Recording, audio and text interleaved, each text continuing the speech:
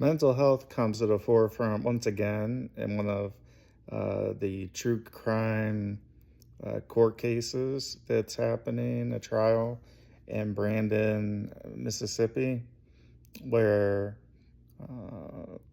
15-year-old Carly Gregg is accused of uh, murdering her mother and attempted murder of her stepdad. Uh, she invited a friend over and asked if they'd ever seen a dead body. She took the friend in and showed her mom's deceased body to the friend. A lot of layers to this. We're talking about a 15-year-old now who was 14-year-old. Well, she was 14 when the events happened in March of 2024. And so she is on trial.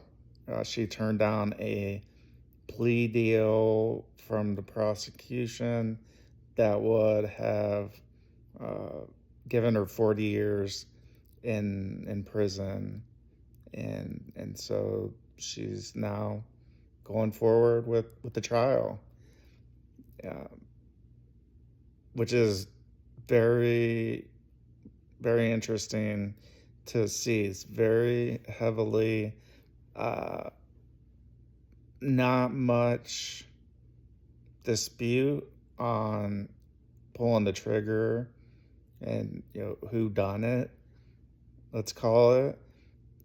More on the mental health side of what, if anything, was Carly uh, working with with her mental faculties. By all accounts, she was a genius, very smart in school, and knew right from wrong, but was and is allegedly suffering from some mental challenges, which we know I am as well too. Uh, I let's make this distinction. I'm not the person that's on trial here. I'm speaking as leader of an organization that we want to share the voices of everybody, and in this way, we're sharing the voice of Carly's deceased mother and the attempt on her stepfather. Uh, and so lots of layers, a lot of experts giving their opinion. The latest expert, she had evaluated Carly, I think it was like 9 times prior to the incident. So she had a lot of good information to share. One thing we did learn is approximately a week or so before uh, the tragic, horrendous murder and attempt to murder occurred. Carly was on a antidepressant. Not sure the name of it. That doesn't really matter. But so she was on medication, and about a week or maybe a little bit longer prior to the events, her medication was changed, and so there's thoughts that uh, the action of finding the gun and discharging it, murdering her mother, attempt to murder her stepfather, that the medication change could potentially play a part of what happened. And so I'll just give a little bit of my background on when I've had medication changes, and uh, to the outsider who isn't and hasn't worked with they call them psychotropic drugs that affect the brain, neurologically, and etc. And I remember at least twice where there were changes in my medication. And one thing to know with these types of medications, for depression and anxiety, bipolar, schizophrenia, it takes a little bit of time for these drugs to start working. And so the interesting part is not only does it take a little bit, talking several weeks, 3, 4, 5, sometimes 6 weeks, depending on person, but some of the thoughts that come into the mind, some of the side effects, they're given a big stack of paper printout of, well, here are the side effects, potential side effects that can happen. And some of those are, suicide ideology, which is thinking about suicide, homicide ideology.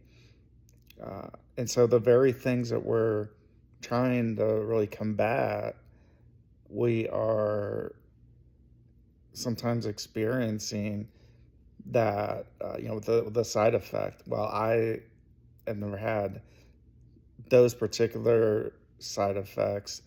I've had, kind of just say like deeper, darker thoughts of just wanting to just hang out and not do a whole lot. And I still have days like that now.